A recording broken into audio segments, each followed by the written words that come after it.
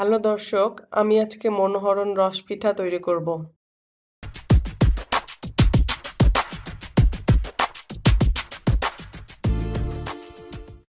পিঠা তৈরির জন্য যা যা লাগবে: দুধ 1 কাপ, চিনি 1 কাপ, ময়দা 1 কাপ, দারুচিনি 2 ইঞ্চি, ছোট এলাচ 3টি, লবঙ্গ 2টি।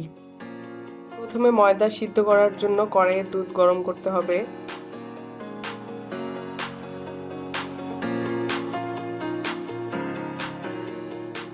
দুধ গরম হলে তাতে ময়দা দিয়ে ভালো করে নেড়ে মিশিয়ে নিতে হবে।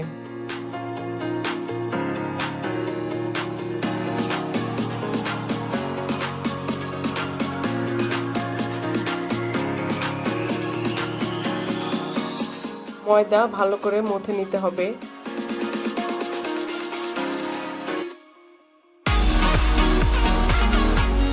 ছোট লেই নিয়ে তাতে ময়দা মাখিয়ে রুটির আকারে বেলতে হবে।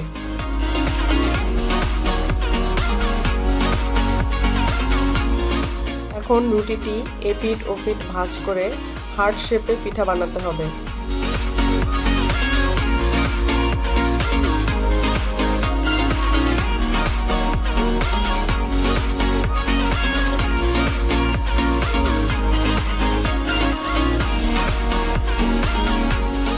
কড়াইয়ে ভাজার জন্য প্রয়োজন মতো সয়াবিন তেল গরম করে পিঠাগুলো ভালো করে ভাজতে হবে।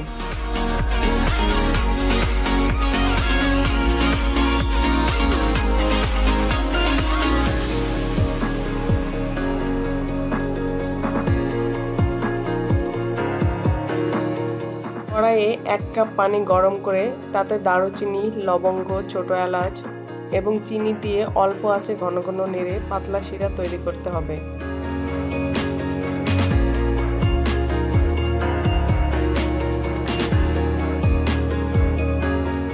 ভাজা পিঠাগুলো শিরাতে দিয়ে 5-6 ঘন্টা ভিজিয়ে রাখতে হবে।